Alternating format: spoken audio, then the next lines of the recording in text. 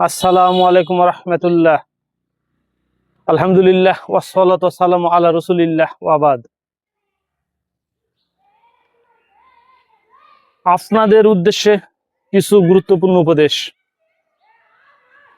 আপনি যদি আপনার ছেলেকে মেয়েকে ইলমের শিক্ষা দিতে না পারেন, তাহলে আপনি একজন ব্যর্থ পিতা। এই জন্য আপনার ছেলেকে মেয়েকে সর্বপ্রথম ইলমের শিক্ষা দান করবেন। কোরআন ও হাদিসের জ্ঞান সর্বপ্রথম আপনাদের ছেলে মেয়েকে দান করবেন। তারপর আপনাদের ইচ্ছা ছেলেকে ডাক্তার বানান, ইঞ্জিনিয়ার বানান, যা ইচ্ছে।